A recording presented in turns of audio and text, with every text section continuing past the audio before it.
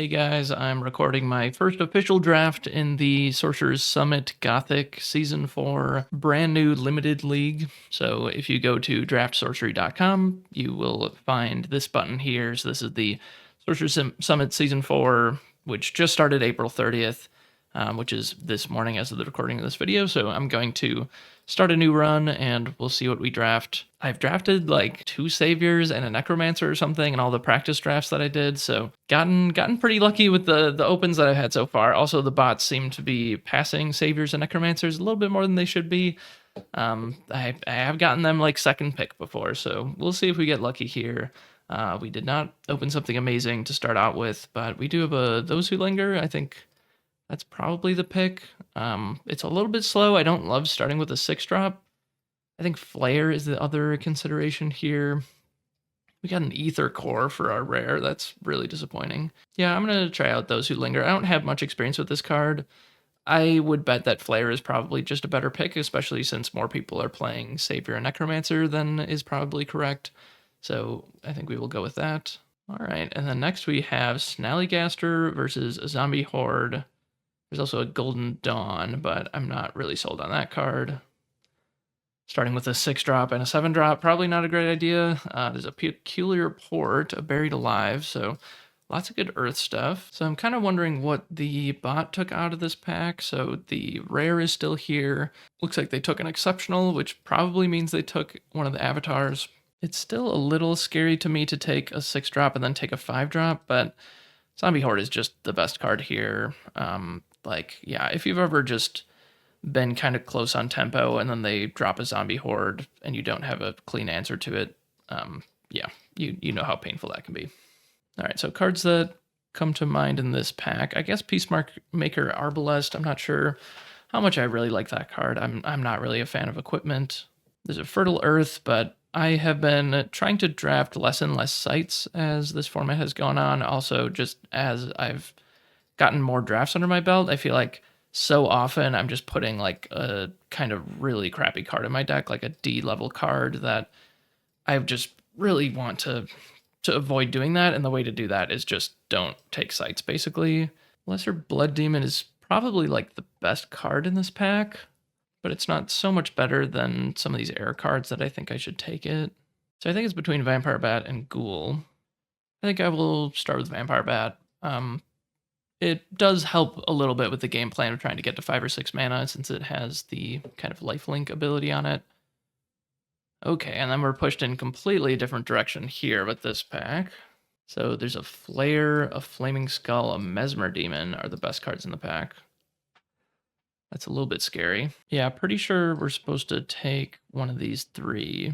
And I think I'm going to start with Flare. I think we've just gotten a little bit more signals that fire is open, since there was a Lesser Blood Demon in the last pack, and then there's a Flaming Skull and a Flare in this pack. We're going to lock that in, and all right, and now we're getting signals that water is the open element. That's unfortunate. Yeah, in these bot drafts especially, I found that it's really important to just read the signals that the bots are sending you and draft accordingly.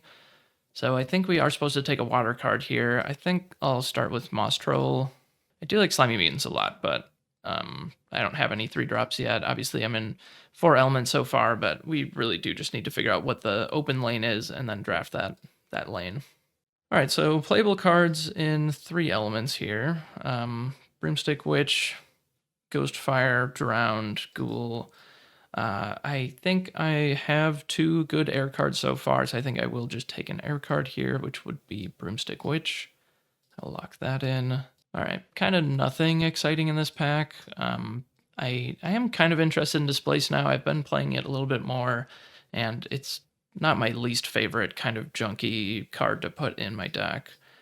Bind Evil is also potentially a signal. Yeah, I think I'll take the Bind Evil here, which maybe pushes us back into the Earth Air version that we started off with originally. Not too afraid to just go ahead and do that. All right, and then we got Gossamer Ghost versus another Moss Troll versus another 3-power thing. So I think Moss Troll is better than Gossamer Ghost, but if I can just take an air card and maybe just solidify one of my elements, I think I'm happy to do that. So I'll just take a Gossamer Ghost, even though I do think it's a little bit worse than the Moss Troll.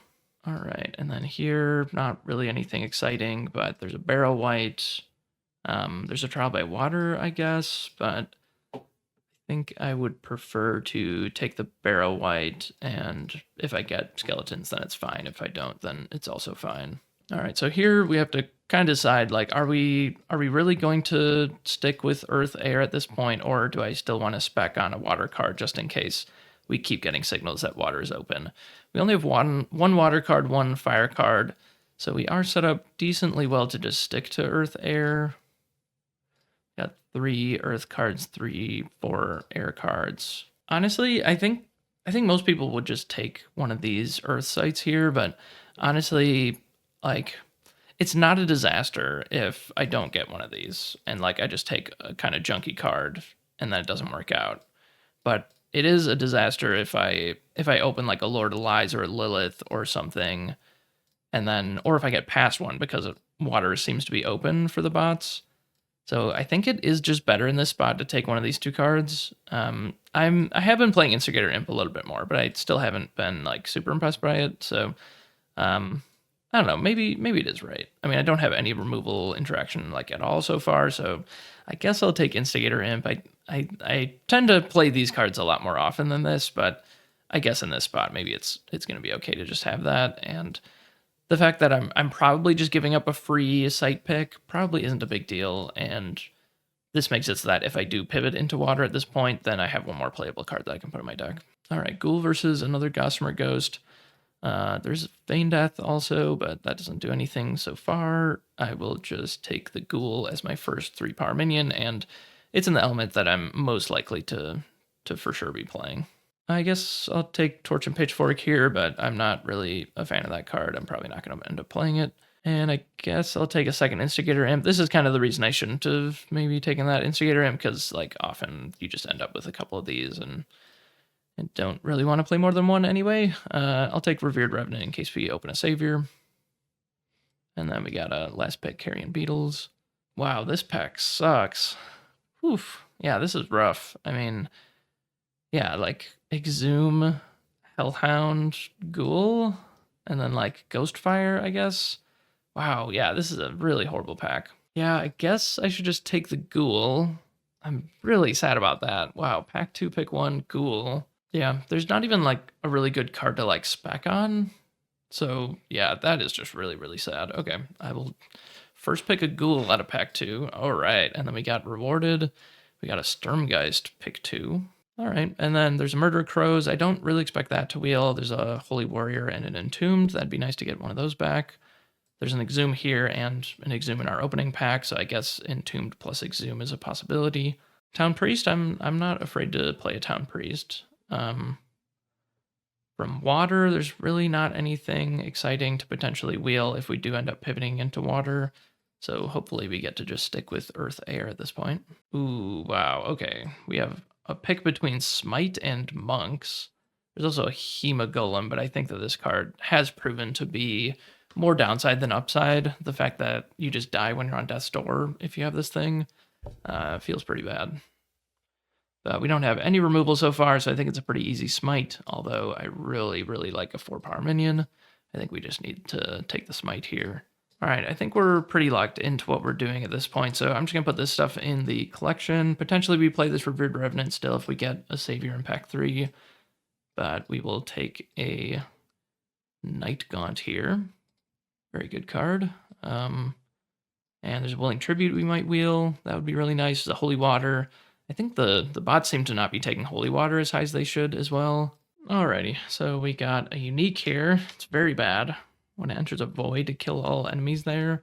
I can't believe this card. Why didn't they just give it 3 power? It would totally be playable, and it would actually just dominate sometimes and kill something, but it's just basically stone unplayable because it's 2 power. It's really sad, but Broomstick Witch, pretty happy to have a second one of those. All right, and now this is the spot where I'm actually willing to start just taking some free sites. So do I want Blessed Well or do I want a Bloom?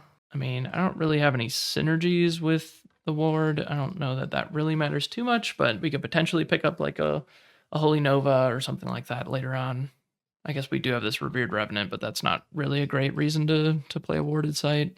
Yeah, I guess we do have like some double air 2-drop, so maybe that makes me want to just play the bloom. Also, we're looking like we're like 80% air or something at this point, so maybe having an earth set that also provides some air threshold is a good idea. I'm almost thinking about speculating on this base of Babel. I think that's just really funny. It's like we are earth air, so if we open Apex and we have a base, like that's gonna be completely busted. But the chances of that are extremely, extremely low. But it might be fun to just actually spec on that, but I don't think I'm gonna do that this time. All right, Driftwood Marrows. I think that's a pretty easy pickup. Yeah, I can't have too many 3-power minions, and nothing else here is really that interesting. All right, there's another Holy Water and a Crawler. Yeah, we're pretty low on removal. I think I will just take the Holy Water. Yeah, that has to be correct. I just don't like Crawler's upside. I don't think has ever came up in the existence of this card since it was printed. So this is just basically just a 3-power minion.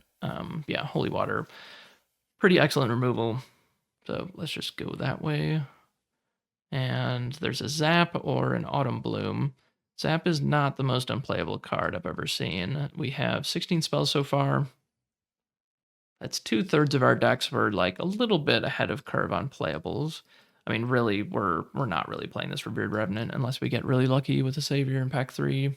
So yeah, I think I will just take the Zap in case we just need playables at the end of all of this. All right, I'm not going to go so far to take a Foul Bones, so I think I will take one of these. And I guess it will be a Spore Spouts. I mean, this with Airborne minions is actually pretty legit. I think with like regular minions, it's not very impressive at all, but yeah, and potentially like we have to play a Desecrator Kite or something. I've seen that be pretty powerful to just get a Desecrator Kite on your opponent's side at the very beginning. Ooh, Helo Golem. I'm not really afraid to play a Hemo Golem. It's just not as good as other cards. There is a Gravedigger, but we've got a bunch of 2s already. We don't have any 4s. I think Hemo Golem definitely has some upside. Maybe we find a way to ward it, like a Virgin and Prayer or something like that. Weaken Tools, sure. I just will not play Troubled Town unless I'm Mono Element, which we are not. Bullwhip, I guess I would consider as kind of a last card in my deck, so not unhappy to have that, I guess. Yep, not playing either one of these. And then last pick, Torch and Pitchfork. All right, we did not open an Avatar. All right, Guardian Angel, Hemogolem, Bound Spirit, Snallygaster, and another Smite. Okay. I really want one of these 4-power minions. We got 2 Broomstick Witches. That makes Bound Spirit pretty interesting. But honestly, I just can't pass Smite, and hopefully we just get one of these good minions back. It's pretty likely. And I think that there is a bit of a bug with the bots where they're just not really taking the avatars and they're not taking the artifacts as high as they should. I actually just got a message from Adu that he just rolled out a patch so that the bots are taking the colorless stuff higher. It's just the color alignment was making it so that they weren't prioritizing really good cards because they had a card that was already in their elements.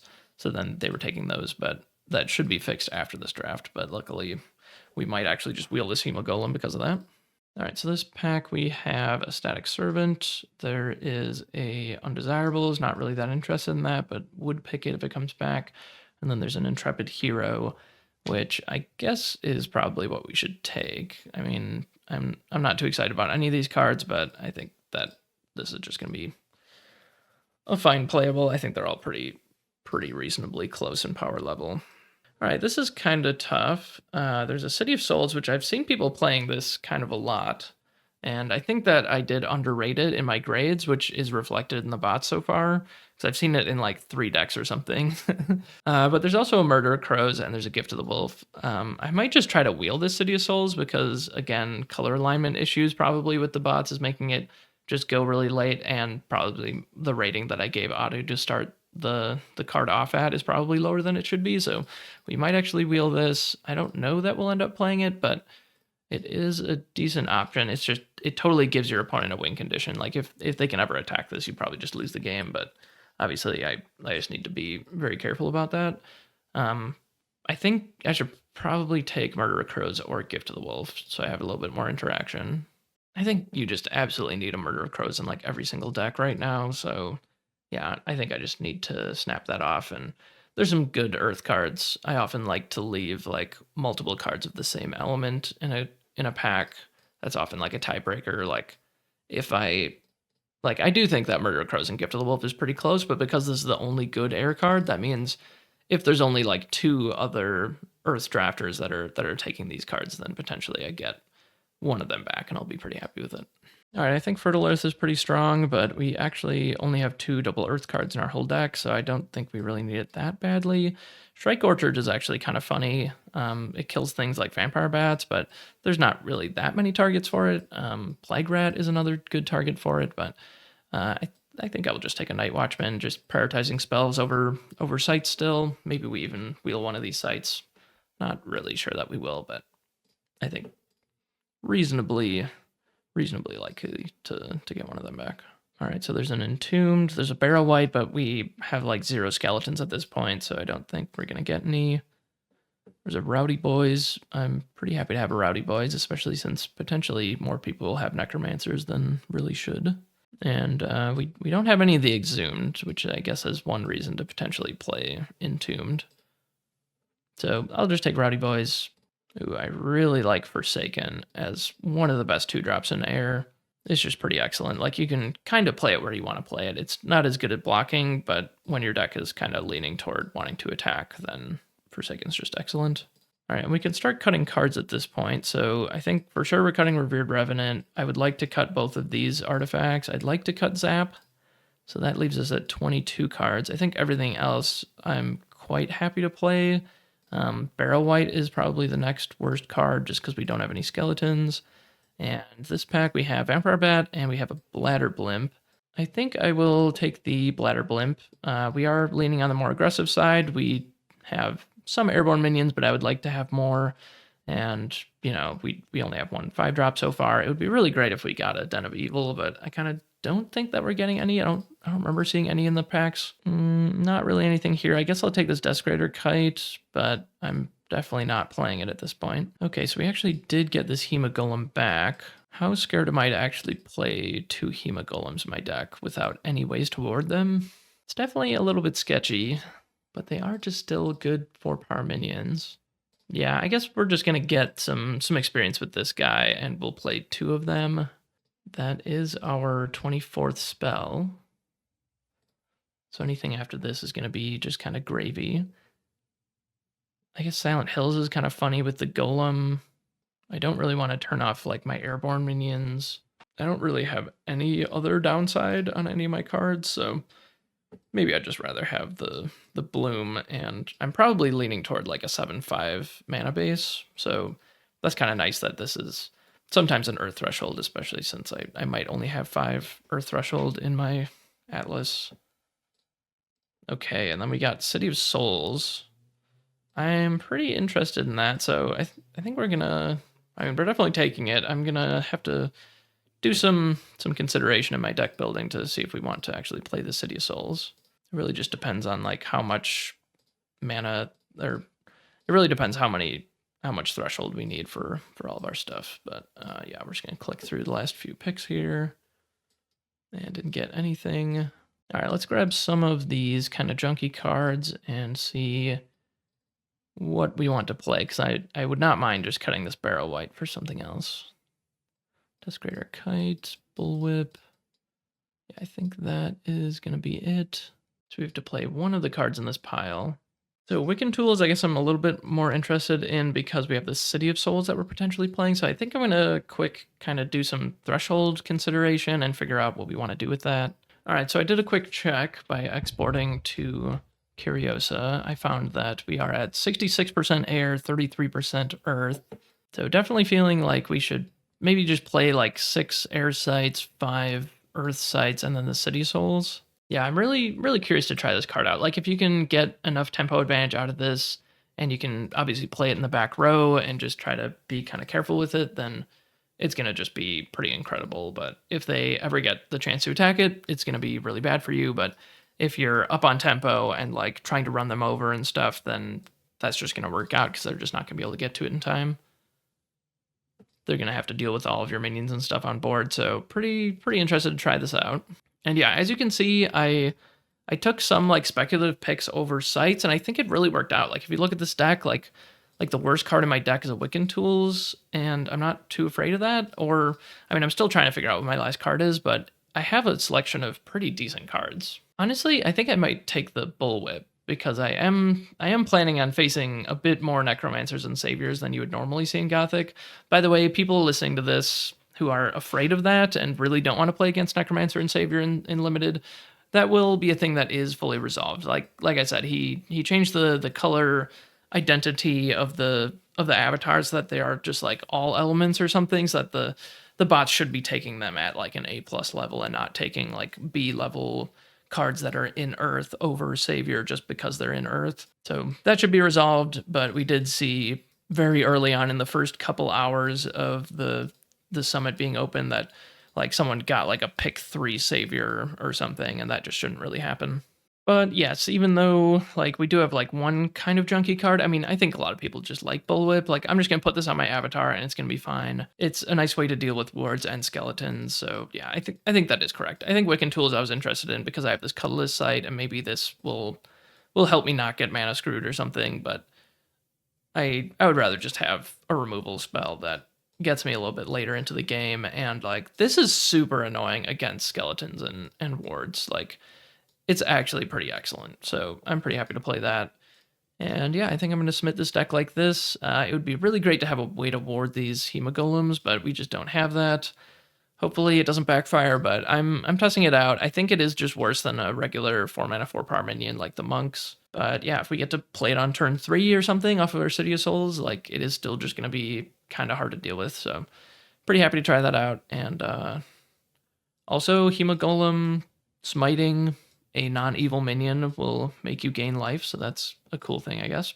We've got these 2 Broomstick Witches for our Bind Evil. That is really nice. We don't really have any like really free like cheap 1-power minions that we can put the Holy Water on, but it doesn't really matter. Like it's just a good removal spell all the time, even if you have to tap your minion for it. So this is the final deck. So after you make all of your card selections, you can add some cards to your deck. So if you click Add Deck Cards, these are just like the default cards. So you can click here to make a Spellslinger. So that's what I did. I put a Spellslinger over here, and then you can click and grab like a Spire and stuff like that and add them to your deck. But this is 24 spells. It is 12 sites. So this is my full deck list, and I'm just going to jump into the queue, and hopefully we get paired up against someone real quick. All right, we are on to round 1. This is our opening hand, and I think this is a pretty easy mulligan. I'm mulliganing the Zombie Horde and the Those Who Linger. Zombie Horde, probably like one of the best cards in our deck, but it's a 5-drop, and because it costs 5 mana, that means I'm probably not playing it until turn 6. Those Who Linger probably won't play until turn 8, and that's just a little bit too slow for the opening hand. So mulliganing those 2, and then also mulliganing the never mind, I'm keeping all the sites because I'm mostly air. So yeah, I just want to have 2 air sites in my hand. Obviously that's pretty important. And then we're keeping the Murder of Crows. Sometimes you might mulligan that, but I'm up against a Savior, so I'm expecting to see some warded minions, and Murder of Crows is pretty good at clearing some wards. So yeah, we can just watch through this and see what we draw. We got a Gossamer Ghost, so that's perfect. We get something to play on turn 2, and we have a Bullwhip, which is also very good against wards, so that's pretty nice. Hemogolem is the top card that we get to scry, so we're keeping that on top. That way, if we don't have something to use our removal on, then we can go 2, 3, 4, and that's just a really good way to start a game. Just playing a bunch of minions. And then we even top deck a Smite. That feels pretty good. Turn 2, our opponent gets to play a Warded Frog. We play a Gossamer Ghost. And then he moves his frog, doesn't attack, obviously, because it's a 0-power minion. And then I actually just tap to intercept his frog just to break the ward. I don't think that the stealth matters that much. I mean, maybe if he like played out what he was going to do for his turn and then did that move, then maybe I make a different decision. But I think just not knowing what he's going to do on his turn, it just makes sense to just take the opportunity to break the ward. He does play a Peculiar Port and a Horrible Hybrid, so getting a little bit of card advantage there, making up for the card that he didn't start with compared to Spellslinger. And then we get to Slime a Ghoul. And our hand is looking pretty stacked. We got all powerful minions and ways to remove our opponent's minions, and that's just excellent. And then turn 4 here, he draws a Sight, and then he plays Overflow, which means he must be mono water. You just don't play Overflow unless you're mono water and limited, and he sure is. So he plays 2 water sites, one of which is a Thin Ice, which is interesting. We'll see if he can actually use the Thin Ice at any point. And he also puts a Croaking Swamp into play. So that's his last 2 mana for the turn. He has another Warded Frog, which is pretty annoying. By the way, I was able to kill his other frog on my turn. I just used the Gossamer Ghost because I didn't have any better attack with it. Technically I could have attacked in for 2 if I hadn't intercepted his frog, but I don't think that's a big deal. I at least got to do something with my Gossamer Ghost. And then I'm attacking with the Ghoul, trying to see if he wants to trade. If he doesn't trade, I can play a 4-power minion behind my Ghoul to protect it. And if he does trade, then I'm perfectly fine with that too, because I'd rather have no opposition to my big 4-power minion. That would just be ideal. And then moving the Gossamer Ghost in the other direction, because he has a 3-power minion over there. It's probably not going to be that useful to have a Gossamer Ghost chilling over there. And yeah, I don't know. I mean, moving it to a spot where he's obviously just going to block with his frog, probably not great, but I'd rather just not stack my minions, because my opponent is mono water, which means he's probably playing 1 or 2 Instigator Imps, so I really don't want to stack minions in this matchup. Let's see what he's thinking. Looks like he tapped to draw a sight, and then he lured my Hemogolem onto the Thin Ice, and then put his Horrible Hybrid there to actually crack the Thin Ice. So he did 2 for 1 himself. So he lost Lure and Horrible Hybrid. I mean, Horrible Hybrid he did get for free, but it is still a card worth of value that he's giving up. So nice little 2 for 1 there. And we didn't get completely owned by him burning our Hemogolem and us taking a bunch of damage or anything like that. So feeling pretty good about that.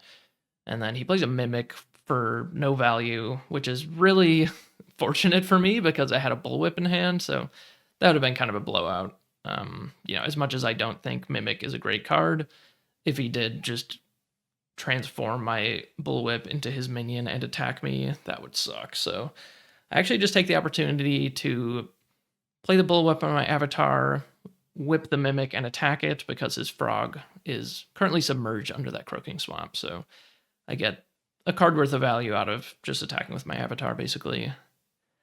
So that always feels good. Even if I do have a 5-drop that I do want to eventually play, I can start working toward that probably pretty soon. And he untaps and plays a Gloam Toad right on top of my face, which luckily we have a smite for that. So I think this next turn I just draw a spell, smite your Gloam Toad, and then do some more attacking. I think that's pretty obvious that we want to do that. And yeah, we get to draw our sight. Hit for another 5. So yeah, this is really what you want to do in limited. If you can ever get in these situations where you get to play some minions and then follow it up with good removal afterwards to just keep your minions on board and keep them attacking, that's just what you want to do. That's just the perfect lineup for your curve out. You might have noticed that Blessed Well just happened to appear. I think it was because I was just lagging. He didn't cheat and play 2 sites on 1 turn or something.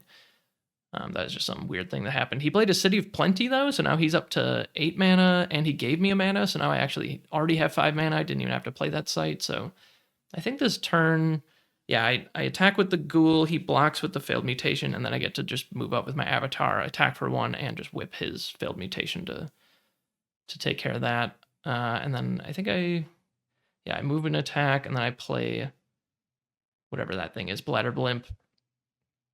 By the way, he also played a Harkening Kraken underneath his own Croaking Swamp, because there's just a bunch of enemies in the body of water, so we got to double spell in a very powerful way here, and then play another Harkening Kraken.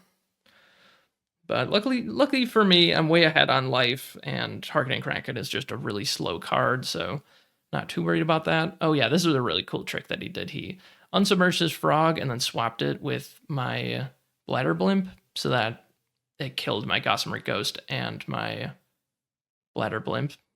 I'm actually curious. Okay, never mind. I was just checking to see if Gossamer Ghost can be moved by force. I couldn't really remember what all the words on that card were, but it can't be immobilized or disabled, and he was doing neither of those things, so that was perfectly legal.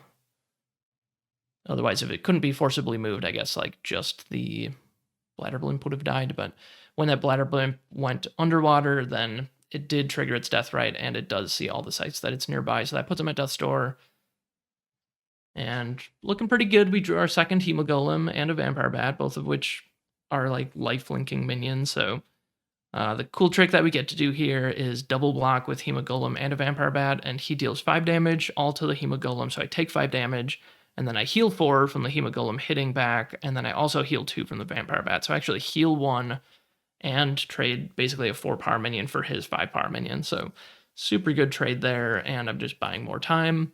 It would have been nice to like be able to move my Vampire Bat up to get the death blow in a little bit sooner, but I think just not taking 5 damage to the face from his Harkening Kraken when he also just has another one coming in next turn, I think makes a lot of sense. So yeah, feeling pretty good about that. Let's see if I can pull up the deck list. So we don't have any other direct damage in our deck. I think we used both of our smites, I believe. Maybe we only used one. I'm not sure, actually. I think we used it on the Glum Toad, and maybe that was it. So yeah, maybe we still have a smite in our deck. But yeah, he played a Clay Golem and put a ward on it. It just looks weird to me because of my bad internet connection or whatever. By the way, if you watch some of my live streams recently that have cut out, I'm trying to fix that. And I'm going to try to do some like test streams ahead of the next time I actually stream Sorcery to try and figure out what's going on with that. But trying to, you know, fix my router issue or the Ethernet cables or something's going on with that. So my apologies if you've seen my live streams that just haven't really worked out. So I just play a couple minions and pass. I leave my Spellslinger untapped. It looks a little weird probably, but the reason is if he's able to like remove one or both of my airborne minions or something, like if he had, I don't know, I mean, he's in mono water, so maybe there's not that many reasons to do that, but I decide like I want to move my Spellslinger over, and I know he's attacking next turn with his Harkening Kraken, so I can make the decision at that point whether or not I like just want to block with my face, or I could triple block. It's just a little bit of protection for that ghoul to make it so that the ghoul doesn't just randomly die to him like immobilizing or swapping away my other blockers and then just killing the ghoul for free. And it was like completely free. Like clearly he's going to attack with the Harkening Kraken. I'll just have the opportunity to move over at that point if I want to. So yeah, I do just go for a triple block. I do heal a little bit and kill his Harkening Kraken. He does get a 2-for-1 out of it. Yeah, and then he plays a Sea Witch. He's hellbent at this point, so feeling pretty good. We got 3 spells, and we have a couple things in play versus his things in play and 3 spells in hand. So, yeah, so we get to move our Broomstick Witch up and play another Broomstick Witch, and then we play a Forsaken. Just trying to surround him, get the death blow in, get this game over with. And right now, as things are, we can double cast a Murder of Crows, and that'll clear his only blockers so that we can get in for the final damage. Also, we just have a Spellslinger with a Bullwhip, so we kind of have a lot of options to clear his blockers and be able to get in the death blow. So he just attacks with the Clay Golem. I just take it. And then he moves his Frog. And then I draw and I say, okay, I double cast Murder of Crows. So that's going to kill the... That's going to kill the Sea Witch. It's going to kill the Frog. It's going to pop the ward on the Clay Golem. It's going to deal 1 damage to the Weathered Trunks. And then I can clear his blocker by attacking with the Forsaken. And then I just get him with a death blow with the Broomstick Witch. So that was round 1. Very clean game and interesting. Our opponent's deck was mono water. And then, yeah, let's take a look at this next game. All right, we're back for round 2. We have 3 Spires in hand, so I think we're just going to mulligan one of those. We even have a 2 Air Threshold 2-drop, so obviously we just want to keep 2 of these Spires. Mulligan one of them, hopefully draw an Earth Sight, and then we're going to get rid of the Zombie Horde because it's a 5-drop. And yeah, we'll see what we draw and how this game goes.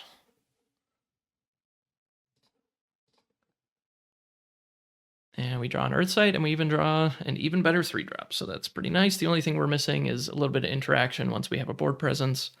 But yeah, we'll see if we draw into that. Otherwise, we'll just play a bunch of minions, and maybe that'll be good enough too.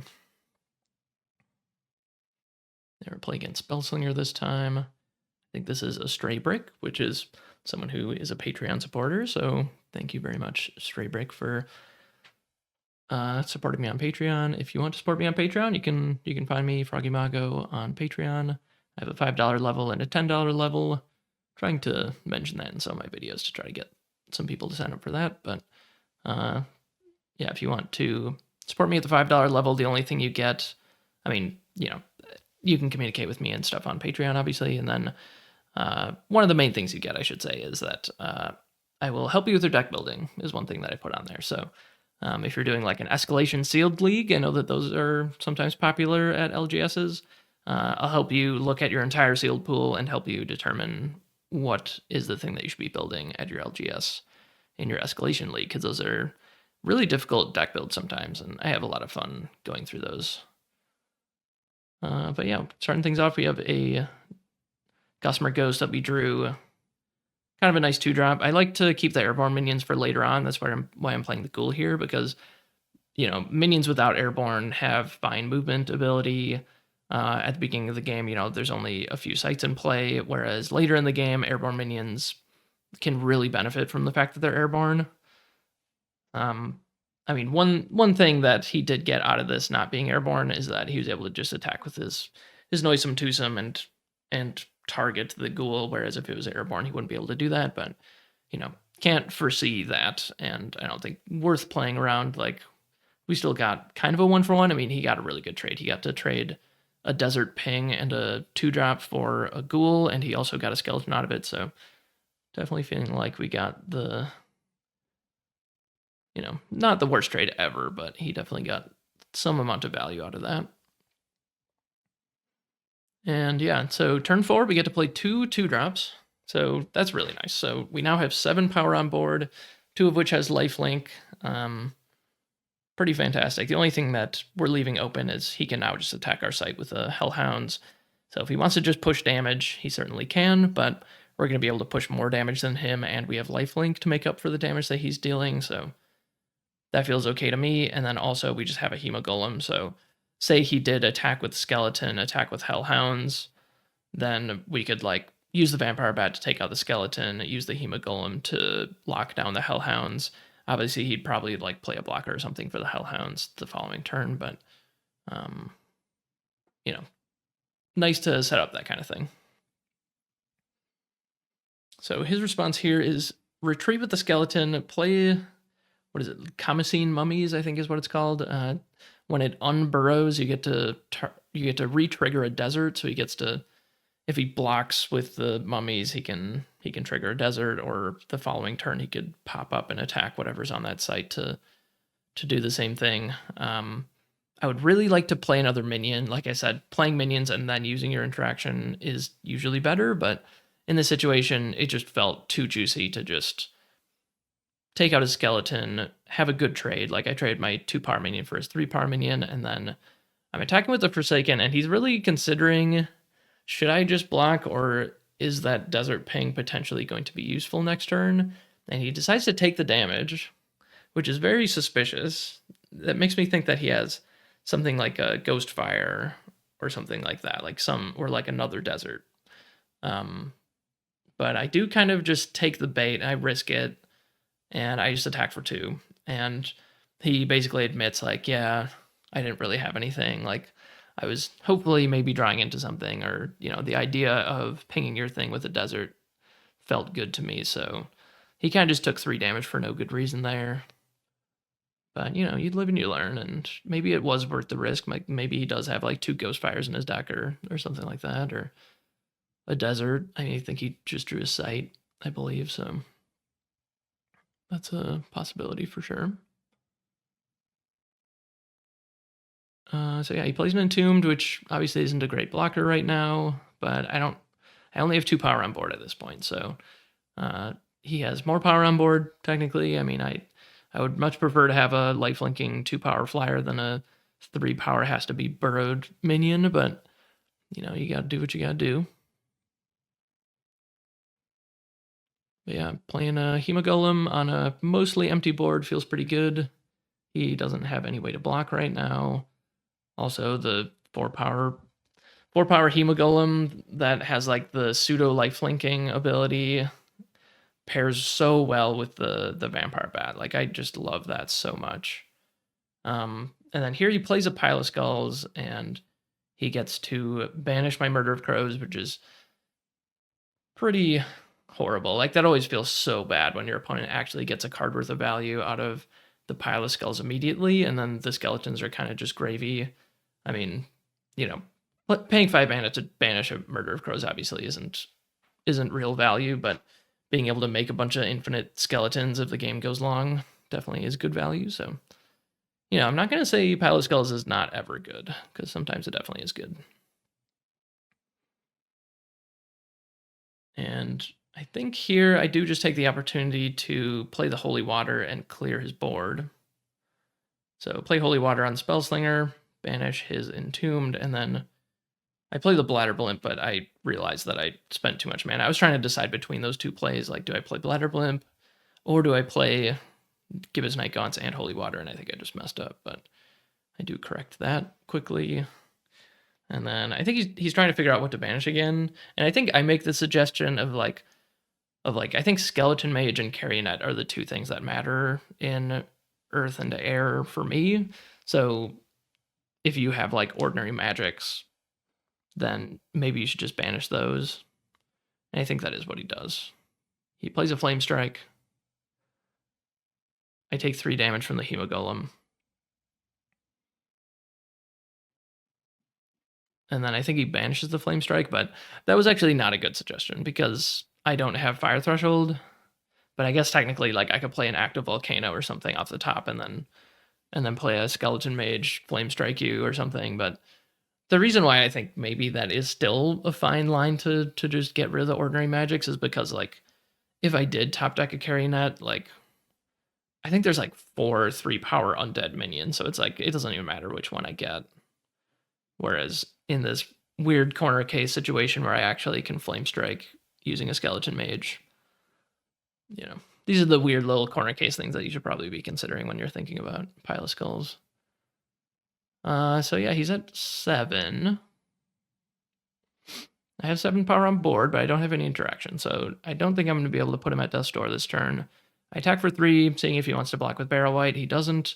And then I tap and attack his Spellslinger. If he doesn't block, then I get to gain some life, but obviously he is going to block, so he just chump blocks with the Barrow Wight, does not leave Spellslinger in, so I take 2 damage, heal 4, so I'm at 19.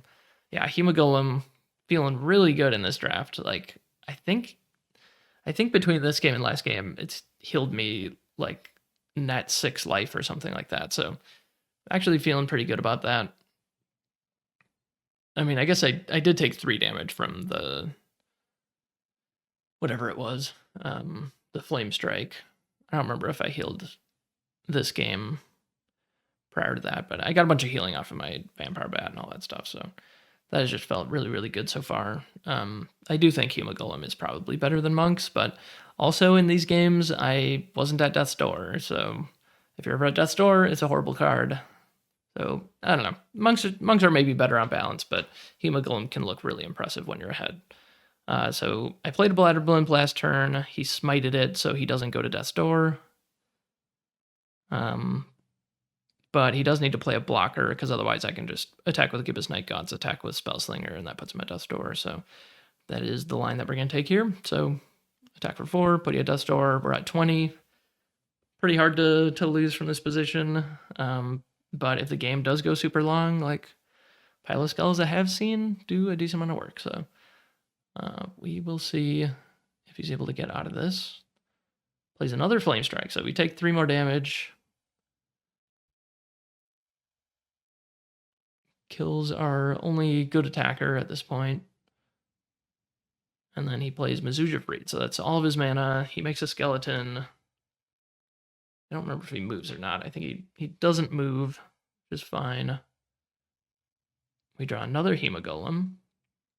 So the funny thing here is that because our Spellslinger is right next to his Spellslinger, we get to just move all of our stuff and attack, and he can't do anything, because if he blocks with the Ifrit, we just get to deal a death blow. So we just move all of our stuff closer, kill a skeleton on the way, play a Hemogolem, which just protects our Broomstick Witch, so that feels pretty good. And yeah, Spellslinger is a good way to just deal the death blow sometimes. Like, I love getting that little bit of extra utility out of Spellslinger. Like you saw last game, I attacked with Spellslinger once and did some good whipping with Bullwhip. I moved Spellslinger like 4 different times, I think. Actually 5 times during the last game. So another reason why it's really good to not play a bunch of 6-drops. Like, I think I have one 6-drop, Those Who Linger, in my deck. So yeah, Spellslinger is just, don't underestimate the power of just being able to attack for 1 or block for your minion to protect it.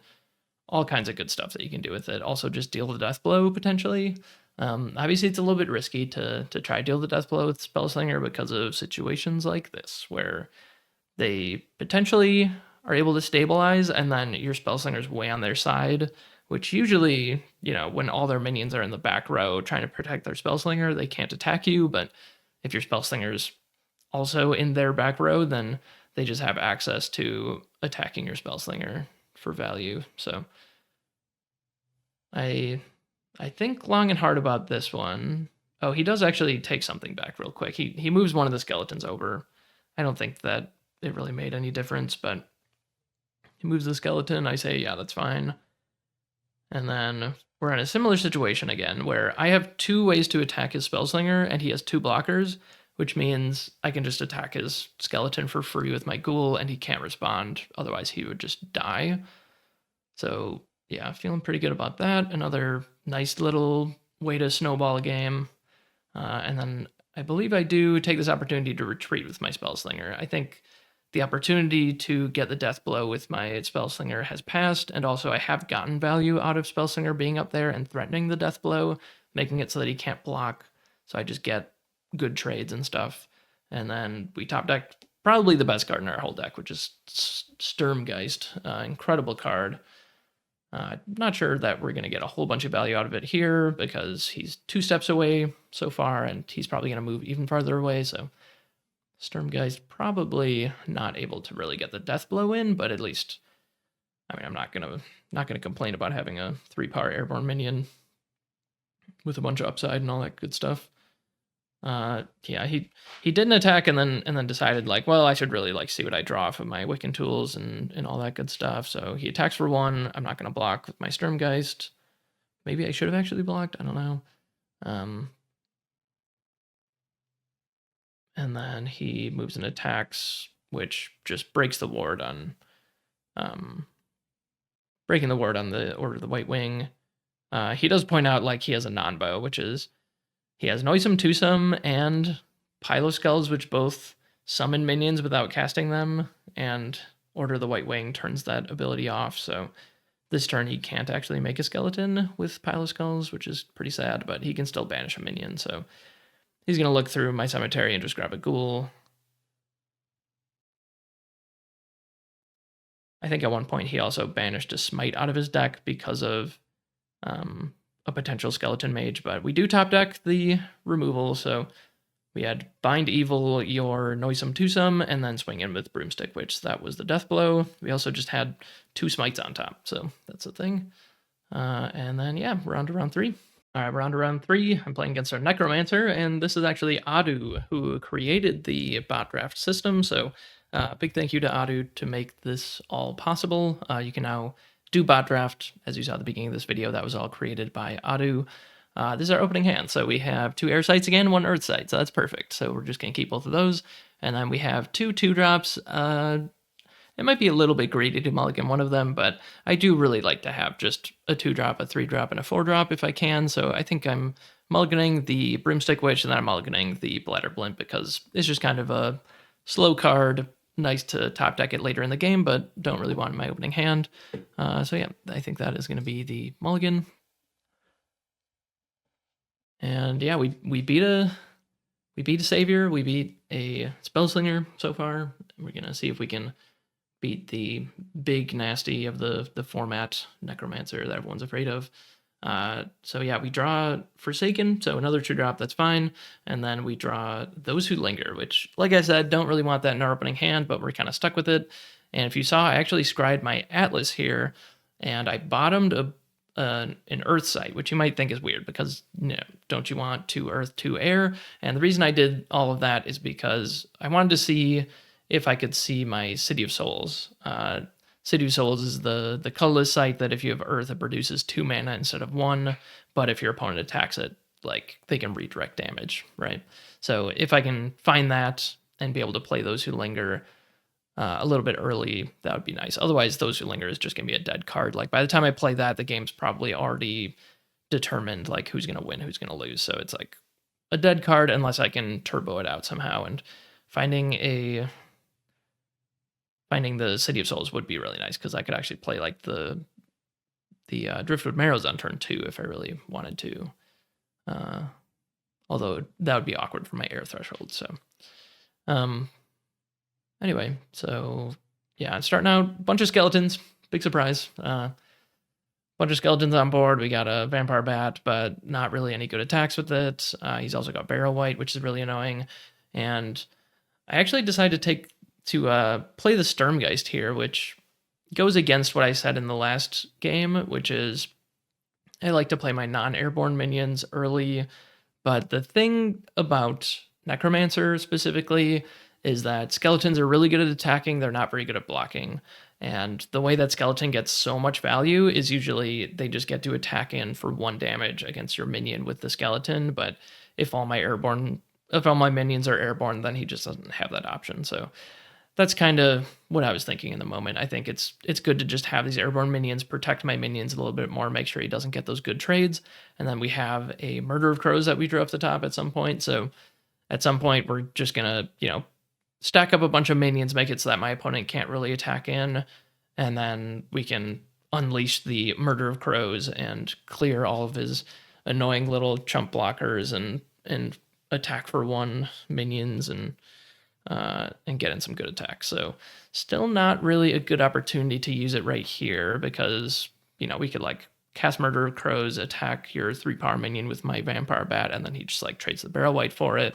We can't attack with the Sturmgeist because then he could just trade his crappy 3-power minion for our amazing 3-power minion. So not really happy to do any of those trades. So I just play a Driftwood Marrows as a blocker. If he wants to just start attacking him with all of his skeletons, he's not going to really have a good time because I'm going to be able to like block with Vampire Bat. Okay, kill your skeleton, and then the other skeletons can't attack the airborne minion. And then, I could block with Sturmgeist if he attacked with another skeleton, that kind of thing. So, yeah, I think this is all a decent plan so far. Just leaving my minions untapped, able to absorb some of the attackers that are coming in and buying my time until I can cast a Murder of Crows and blow my opponent out. Feels pretty good. You also saw me draw another site. So I drew a site for turn and then I tapped to draw a site, which could look like I'm digging for Earth Threshold, which I kind of am. Like if I top deck a Smite, I just want to be a little bit farther into my Atlas. And I wasn't spending 4 mana that turn, and this is exactly what I try to do a lot of times. I should go back for a little bit, but I want to finish what I'm saying about tapping to draw sites. So this is interesting, right? So yeah, this, oh man, I gotta go way back. So yeah, here I draw a site for turn. I have a Spire. And okay, if I tap and play Spire, that doesn't open up anything. Like I still can only cast 1 spell this turn. I don't have any spells that cost 4 mana, so I might as well just draw a site with my Avatar, because then next turn maybe I could play an Earth site. If I just tap to play that site, and then next turn tap to draw a site, and then I drew a Smite off the top, then I just don't have access to Smite next turn. So that is why it's really a good idea to just tap to draw a site if you're not going to spend all your mana, unless you have if you have something really specific that you're trying to get to in 2 turns and you're planning on drawing a site to make that happen next turn, it's a good idea to just draw that site. Like you should really just think ahead like that. And if I draw a 2-drop off the top next turn, I can still tap, play a site, have 4 mana, play 2 2-drops. So yeah. I think that I just see people don't do that, and that just kind of blows my mind. Like, just think about like how much mana you need this turn. If you don't need the mana this turn, just assume that you're going to tap to draw a site every other turn and play a site every other turn, and you'll see that it makes more sense to just draw that second site and then play one of those two sites than to just every turn just play a site, draw a site, play a site, draw a site. So just wanted to mention that. And then yeah, we lined up a really good Murder of Crows here. I think we did anyway. Is this not the turn? Maybe this isn't actually the turn anymore. Oh, sorry. This is where I play the Driftwood Marrows. This is the turn that I get to 4 mana, and I get to cast a big Murder of Crows. So yeah, he plays a No More Monitor, untap, draw spell, and then cast Murder of Crows, kill 4 skeletons, and then use my Sturmgeist to kill the Barrow Wight. I get to trade my 2-power minion for his 3-power minion, and I get to gain 2 life. And then I play a Spire. I'm actually surprised I didn't just trade the Driftwood Marrows for the Nomo Monitor right there, just to make sure he didn't, like, I don't know, cast an Ice Shards or something. I don't know, some way for him to, like, you know, play an Earth Site, play a Gift of the Wolf, kill your Driftwood Marrows. Yeah, I think that would have been a better play, to just remove his minion with my minion. Like, I'm happy to just trade 1 for 1. Obviously, I just don't want the game to go super long, because then he'll just get infinite value out of his skeletons. And I do have this Murder of Crows that I can cast again, but who knows? Maybe he plays a pile of skulls or something again, and that would suck. Yeah, he decides to put his Survivor in the back, or over on the side, so that it gains some stealth. You also see Adu playing his sites really aggressively forward, and I think that's probably a mistake. Like, Necromancer is, like, you could say it's an aggressive avatar, but again, like, that doesn't actually translate to limited very well. Like, you really want the game to just go as long as possible with Necromancer, and you'll just get as much card advantage as you can out of making a skeleton every turn. Like, the more turns go by, the more skeletons you get. So yeah, I think that playing them in the back row just makes more sense often. And as you see, like, the fact that I tapped to draw that site 2 turns ago didn't really matter, because I got to play a site last turn, get to 4 mana. I only spent 3 of it, but then it did line me up to be able to play a site this turn to get to 5 mana, and then I was able to double spell. So I think usually you don't want to draw a site with your avatar when you have 2 sites in hand already, because then you're potentially giving up a mana the following turn by having 3 sites in hand instead of just 1 site in hand and the ability to tap for another site if you don't need the mana. I hope that all makes sense. I think it makes sense, but I mean, I know it makes sense. I just hope that I'm explaining it in a way that makes sense to the viewers. Yeah, and then he's just got a bunch of, I mean, he's got 3 2-power minions, and we have 3 3-power minions. So yeah, what we're going to do here is we're going to use Sturmgeist to clear this Barrow Wight, and then use the Rowdy Boys to clear the other 2-power minion, and then attack for 3. So now we have 9 power on board. He has 2 power on board. And then we play another thing. So we've got 12 power on board to his 2 power. So this is where the game really takes off. Like, if you can get to these points where, like, I don't know, I think he just positioned his minions poorly, or it didn't think about Sturmgeist just attacking in for 2 and killing the 2-power minion. But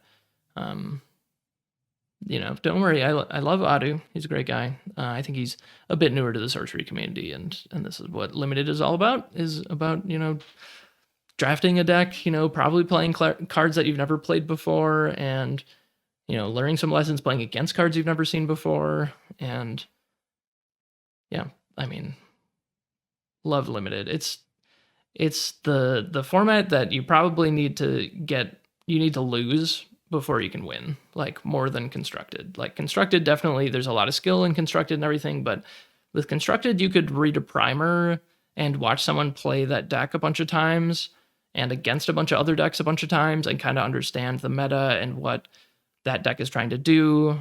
Whereas in Limited, it's like, it's a free-for-all. Like, everyone's playing different cards. You know, there's some things that you need to learn.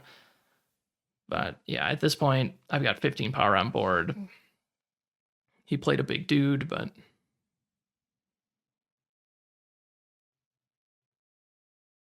yeah, actually, he played Undesirables last turn. I just had the Holy Water, which is just like the best answer to Undesirables. So I think he's doing fine. But yeah, unfortunately, my removal, like I have Murder of Crows for all of your skeletons, and then I also have Holy Water for the first big thing that you play, and yeah, I think this game's just pretty over, obviously. And finally, the Lucy Linger hits the board. You know, this is turn 8, and like I said, the game is decided on turn like 6 in this game, probably like maybe even turn 5. I was like far enough ahead to say like I definitely won this game.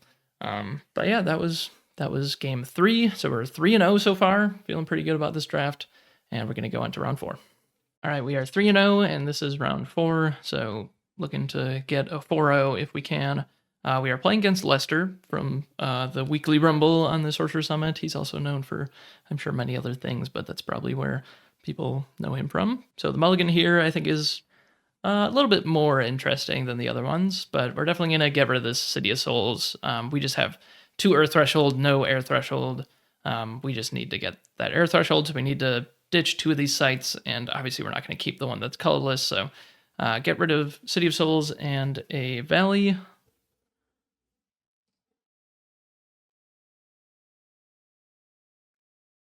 And then do we keep everything else? I guess we do. Yeah, so just keep everything else. Oh no, we do get rid of the Holy Water, which makes sense. We're playing against another Savior, so 2 Saviors, a Necromancer, and a Spellslinger. I can confirm that the drafting has been better. There hasn't just been bots passing a bunch of good avatars and stuff. So yeah, everything has been aligned to where it should be with the bots. But yeah, we drew 2 air sites, and we bottomed a Rowdy Boys, I guess for a similar reason as we got rid of the Holy Water. Like, we're not expecting to play a bunch of undead. So yeah, we play Twilight Bloom on turn 1 because we just don't have that many double Earth Threshold things. So probably not going to get too much value out of the Bloom, whereas we could potentially get some value out of the Spore Spout if we had top decked a Vampire Bat or a Broomstick Witch. We could put it on his site. That's always pretty nice to do. But yeah, we got a Forsaken down. He's going to play this Barging Bar Guest somewhere, and we'll see where that takes us. Forsaken, not the most impressive thing on turn 2. It's way better on turn 3, but I'm not just going to not spend my mana, so obviously we're just going to play that one out, and we're going to play a site here, and we're going to put Sturmgeist down. I think the thinking here is, you know, I don't want to block with the Sturmgeist, and really my plan is he's going to attack one of my sites, and then I'm going to be able to Bind Evil his 3 power minion, and then just be able to kill it with Sturmgeist if I don't have anything better to do than that. And then we also just can play a 3 power minion. So Bind Evil, super good in the opening hand. If your opponent plays any evil that you get to remove for 1 mana, that's just incredible. So yeah, pretty happy to see that one. And he played a Greater Blood Demon taking 4 damage. So the plan might change a little bit. So I definitely have to think about how am I going to deal with this Greater Blood Demon. Obviously, I would love to spend my Bind Evil on it, but I can't move my avatar. Like, you just can't move your avatar before turn, like, 5 at least. So we're either going to have to, like, chump block or just take 6 damage to this in order to play Bind Evil, and I think I'm not really willing to do that. So I offered the trade. So I attacked with Forsaken. He could have blocked, and then I would have just traded the Sturmgeist for it. But he did not, so I got 3 free damage in, and then I need to be able to protect my Forsaken, and I'm just going to fire this Bind Evil off, and at some point I'll be able to kill the whatever that thing is called, Barging Barghest. The reason I didn't just kill it with the Sturmgeist is, 1, he's playing fire, and I don't want to stack 2 3-power minions on top of each other against fire, you know, potential flame strike. And then also, like, if he just had 1 removal spell to kill my Night Watchman, then I wouldn't be able to protect my Forsaken. Whereas if he did do that, I could at least just double block with Sturmgeist and Forsaken and still get a trade and not just lose my minion to the Greater Blood Demon. So I feel okay about how all that worked out. But yeah, he played a zombie horde, so he's just playing a bunch of high power minions, which is a really good thing to do. I think he even drew a sight in order to play the zombie horde on curve, which is, you know, if he doesn't have anything better to do, then that's reasonable. I do like to not draw too many sights, and I'm sure Lester does the same, but he felt that getting the tempo advantage of playing a 5-power minion was going to be worth it. In this situation, it kind of worked out. So he attacked his 5-power minion in. I got a good double block where he only killed one of my minions, but then he followed it up by playing a Wild Fanatic, paying 1 to ward it, attacking to kill my minion, breaking the ward, and then paying 1 again to ward his Wild Fanatic. Lester actually posted his deck list before I played him, so I saw his deck before we even played, and I knew he had like 4 or 5 Wild Fanatics in his list. I do like to. I wasn't like playing around Wild Fanatic a ton. Like I don't like, even if someone like offered to show me their deck, I still don't like the feeling of like I sniped their deck. I knew that they had a bunch of Wild Fanatics or whatever. Like I just don't like the feeling of that. I feel like our deck isn't like super weak against Wild Fanatic. Like we have a bunch of 3-power minions, which is kind of all you need against Wild Fanatics. Even if they have wards on them, like you can still just block. And yeah, he attacked with Wild Fanatic. I did not take the bait. I just took the 2 damage. And of course he had a desert. And then he's playing this Kroll Morlock and trying to figure out what he wants to do with it. So he first played it forward, which is very aggressive. And I mean, he had a really aggressive curve and played a lot of good tempo plays, but I just got like pretty good trades. Like we're pretty even on board, even on cards in hand. And he, like, the main benefit at that point is that you are Savior, which means you should really just play your Kroll Morlock in a defensive position and hope to block with it. But yeah, so that's what he does. Trying to stabilize the board, just get into the late game and take over with a bunch of warded minions, I think is the right play. And yeah, so I play Murder of Crows. I get to get a free-ish kill on his Wild Fanatic. I mean, I had to spend a Murder of Crows to do it, but also got a ward off of his Kroll Morlock if that ends up mattering. So a little bit of value out of the Murder of Crows, but not really the best one I've ever seen. And then he just plays a couple more good minions. I mean, Corruptor Freak is a very aggressive minion, so it's really funny. He's playing Savior, which is the most defensive avatar in the whole format. But then he also is playing a bunch of aggressive minions, so I guess his deck is like a little bit awkward because of that. I do just get to trade a 3-power minion for his 3-power minion, and he took 2 damage off of it because it's a Corruptor Freak, so that feels fine to me. And then I get to crash in for 4 damage, so I'm trying to take the offensive position. I do want to end the game quickly because I don't want him to eventually feel like he can just stabilize and get a bunch of value. So this is really interesting. So he doesn't realize that I have my Spellslinger untapped, which of course I did on purpose because I see that he just has a bunch of minions here that can attack it and they have wards on them and stuff. So what he does is he attacks with 2 Wild Fanatics, and I'm like, okay, let's resolve this one at a time. So his Wild Fanatic is warded, which means that the Hemogolem doesn't actually deal damage. So I don't actually gain life, I only lose life. So I take 2 damage to the face. So I think I was at 10 originally. I thought I was healing for a second, but then I realized I wasn't. So I take 2 damage, I go to 8, and then he's attacking with the second Wild Fanatic. That one I will block, is what I say, and he's like, oh shoot. I think he didn't realize that I had Spellslinger there. Otherwise he would have done this a little bit different, but yeah, so I take 2 additional damage, which is just Spellslinger just takes 2 damage. So Hemogolem was not in that fight, and then he's like, I can attack with Kroll Morlock, which would then actually net me 1 life because he deals 4 damage, he takes 3 damage. But then he has another Wild Fanatic in hand. So plays another Wild Fanatic, pays 1 to ward it, attacks Hemogolem so I don't gain any life. So I take 2 again, and then he gets to... Is that right? So I took 2, 4, 6, 7, 8, 9. Yeah, so I was at 10, now I'm at 1. And that popped the ward, but then again, of course, he paid 1 to ward the minion again. So yeah, that's how that all worked out. And then I think from here, I'm actually just going to let you listen to me and Lester kind of puzzle out the rest of this game, because I think we had some good conversation, and I think it was fun to listen back to. So I think I will do the same thing for you. So that is going to be the end of my coverage for the rest of this match. Oh wow! I just noticed if you hover over a ward, it now displays what it does. Warded from evil by Night Watchman. It says. That's pretty cool. If you hover over this ward. Oh, whoa, wait. That's not like a second. Anyway. All right. Yeah, that's pretty sick. Okay, so I can't door you. Yeah, but I'm not door, so. Yeah. You can hit for 5. Even if I just went all in attacking your stuff and cast this, I still go to door. So yeah, how do I have enough blockers that turn after this? That's the question.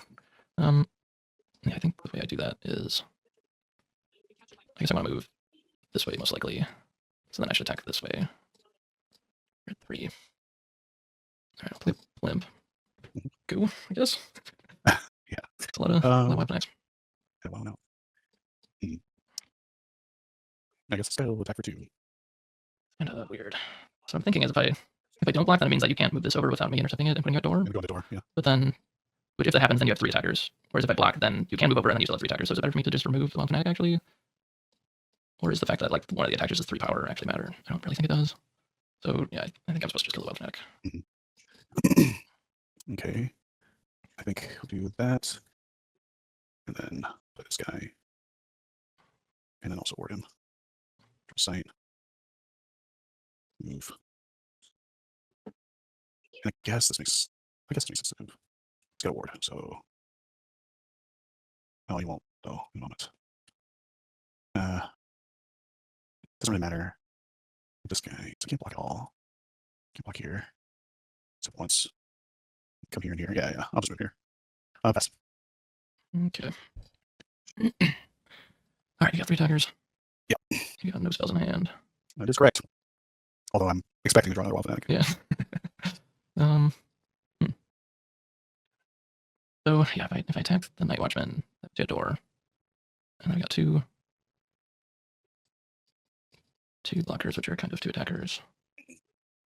I think I definitely should have attacked both Burnstick Witches here. Yep. I think that was definitely a mistake. Yep. Yeah, the other thing I could do. Yeah, that would have been super impossible to block. Yeah, so I could just attack here, you block, and then I can just attack my Spellslinger, and then you still have 3 attackers. Yeah. But then I guess actually you have to block with this, so I think that might be better. I don't know. I'll try that. So I'll attack here for 2. Yeah, I don't know if it really matters for me at all because I can only block 1, right? So it's tough. I guess I just have to take it. Let me think. Just you can take out that guy. This can take out that. If I take it, he's still blocking with the slinger. I'm trying to think about how to maximize my attackers to see exactly. You know. So it's like I want to maximize the number of attackers I have available. Yeah, so if you do black, then you only have 2 attackers. Right. And then also you can potentially just kill this guy, you can flash this back or whatever, kill this guy, and go me that way. And sometimes even fewer. I only have like 1 attack if I block it. Yeah, I'll just let it happen. I don't know if that's right or not, but Okay. Feels like it's inevitable anyway, so I might as well trick you guys here. So yeah, I guess I will attack there. Yeah. You got 3 attacks. Yeah. Does it make sense for me to move here? I mean, I don't really think so. Alright, does this just kill one of your guys? It's kind of the same as blocking, right? Yeah, so I guess I kill a fanatic without a ward, and then I'll play Intrepid Hero. I guess I can play Customer Ghost here. Maybe there's a projectile thing I'm not thinking about, yeah. I'll just put it here. I'll leave it stealth. Okay. I guess Spellslinger will tap to draw sight. Alright, draw. I think you have to have a minion to block. Yeah, and I can't afford now to attack you. Because I guess I can. So you can only attack me, these 2 currently. Yeah, I guess this guy has to trade with the 3 power dude. Okay, you're attacking Intrepid, or yeah. Yep. Yeah, sure. And then attempts to attack you. Yeah. Okay. And then play Holy Warrior. And that way, yeah, I think, because then you kill this guy, potentially you can kill them both, but I don't think you can. We'll find out if that's correct or not. All right, I think I do just have lethal with this, right? Because I knock the ward off, and then I attack one of your 2 blockers. True. Yeah, that's what it is. Okay. Yeah. Block, yeah. I could not figure it out. Yeah, I think to stall the game more, you should like take a step forward and then play the 1 blocker, and that would have 3 attackers, 3 blockers. Right. Yeah. But yeah, very, very close. And Yeah, I like how we were explaining everything that we were doing yesterday. yeah, sure. Yeah, me too. Yeah, good game, man. Yeah. As always. Was that the first game you played this? It was. From? Yeah, Okay. that was my first game. I That been helpful. I was 4-0, so I'm gonna go draft again. Nice. Yeah, All right. good start. GG. All right, Good we can do too. Yep, later. All right. Wow. I wasn't expecting to go 4-0 with this deck, but yeah, I mean, that was pretty impressive. Some really good games in there. Yeah, the Hemogolems, I feel like way overperformed my expectation.